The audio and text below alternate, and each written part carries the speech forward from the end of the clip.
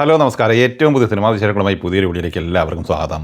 April 2 തിയേറ്ററിലെത്തി all time blockbuster വിജയം നേടിയെടുത്ത മലയാള സിനിമയാണ് വാഴ 2.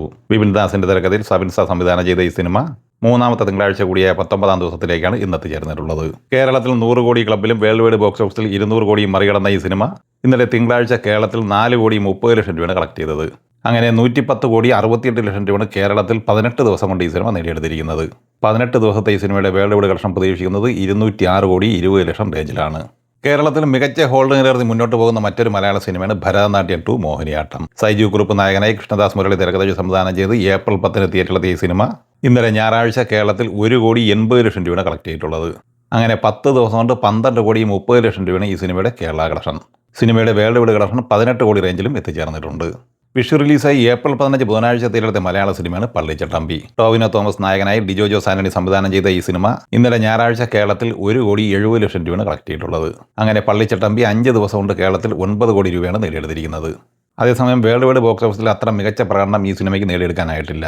നിലവിൽ പുറത്തു വന്നിരിക്കുന്ന റിപ്പോർട്ടുകൾ അനുസരിച്ച് ഈ സിനിമ 5 ദിവസം കൊണ്ട് 13.5 കോടി റേഞ്ചിലാണ് നേടിയെടുത്തിട്ടുള്ളത്.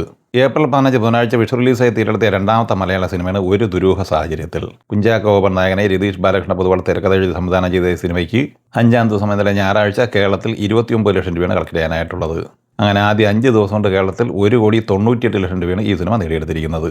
സിനിമയുടെ വേൾഡ് വൈഡ് കളക്ഷൻ 2 കോടി 50 ലക്ഷം റേഞ്ചിൽ തന്നെയാണ് പ്രതീക്ഷിക്കുന്നത്. പ്രിയദർശൻ തിരക്കഥ എഴുതി സംവിധാനം ചെയ്ത് ഏപ്രിൽ 17 തിയേറ്ററിലെത്തി മികച്ച കളക്ഷനുമായി മുന്നേറിക്കൊണ്ടിരിക്കുന്ന ബോളിവുഡ് സിനിമയാണ് ഭൂത് ബംഗ്ല. ഈ ചിത്രം 3ാം ദിവസം ഇന്നലെ ഞായറാഴ്ച കേരളത്തിൽ 6,85,000 രൂപയാണ് കളക്ട് ചെയ്തത്. അങ്ങനെ ആദ്യ 3 ദിവസം കൊണ്ട് 17,45,000 രൂപയാണ് ഈ സിനിമ കേരളത്തിൽ സ്വന്തമാക്കിയിട്ടുള്ളത്. ഇന്ത്യൻ നെറ്റ് കളക്ഷനായി ആദ്യ 3 ദിവസം കൊണ്ട് 58 കോടി കളക്ട് ചെയ്ത ഈ സിനിമ ഇന്ത്യൻ ഗ്രോസായി നേടിയെടുത്തിരിക്കുന്നത് 69 കോടി 37 ലക്ഷം രൂപയുമാണ്. വിദേശത്ത് നിന്ന് മാത്രം 26 കോടി 50 ലക്ഷം രൂപ ആദ്യ 3 ദിവസം കൊണ്ട് സ്വന്തമാക്കിയിട്ടുണ്ട്. അങ്ങനെ ലോകമെമ്പാടുമായി 95 കോടി 87 ലക്ഷം രൂപയാണ് ഭൂത് ബംഗ്ല നേടിയെടുത്തിരിക്കുന്നത്. 120 കോടി ബഡ്ജറ്റ് പ്രതീക്ഷിക്കുന്ന ഈ സിനിമയുടെ വേൾഡ് വൈഡ് തിയേറ്റർ റൈറ്റ്സ് വിറ്റഴിച്ചിരിക്കുന്നത് 65 കോടി രൂപയ്ക്കാണ്. നിലവിൽ 130 കോടി രൂപയാണ് ഈ സിനിമയുടെ break even point.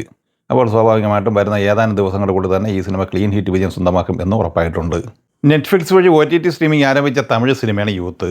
Ken Karunas തിരക്കഥ എഴുതി സംവിധാനം ചെയ്ത് മാർച്ച് 19 ഈദ് റിലീസായി തിയേറ്ററിലെത്തിയ ഈ സിനിമ ബ്ലോക്ക് ബസ്റ്റർ വിജയം സ്വന്തമാക്കിയ സിനിമ കൂടിയാണ്. കഴിഞ്ഞ വാരം നെറ്റ്ഫ്ലിക്സ് വഴി OTT റിലീസ് ചെയ്ത ഇന്ത്യൻ സിനിമകളിൽ ട്രെൻഡിങ്ങിൽ 2ാം സ്ഥാനമാണ് ഈ സിനിമ നിലയുറപ്പിച്ചിരിക്കുന്നത്. കേരളത്തിൽ ഫൈനൽ കളക്ഷനായി നേടിയെടുത്തത് 1 കോടി 37 ലക്ഷം രൂപയായിരുന്നു. അതേസമയം OTTയിൽ വന്നെങ്കിലും ഇന്നലെ ഞായറാഴ്ച തമിഴ്നാട്ടിൽ 25 ലക്ഷം രൂപ ഈ സിനിമ കളക്ട് ചെയ്തിട്ടുണ്ട്. നിലവിൽ 53 കോടി 42 ലക്ഷം രൂപയാണ് 32 ദിവസം കൊണ്ട് തമിഴ്നാട് കളക്ഷനായി സ്വന്തമാക്കിയിട്ടുള്ളത്. ഇന്ത്യൻ ഗ്രോസായി 64 കോടി 98 ലക്ഷം കളക്ട് ചെയ്ത ഈ സിനിമ വിദേശത്ത് നിന്ന് 11 കോടി 58 ലക്ഷം രൂപയാണ് കളക്ട് ചെയ്തിട്ടുള്ളത്. അങ്ങനെ 76 കോടി 56 ലക്ഷം രൂപയാണ് ഇതുവരെ ഈ സിനിമ ലോകമെമ്പാടുമായി നേടിയെടുത്തിരിക്കുന്നത്.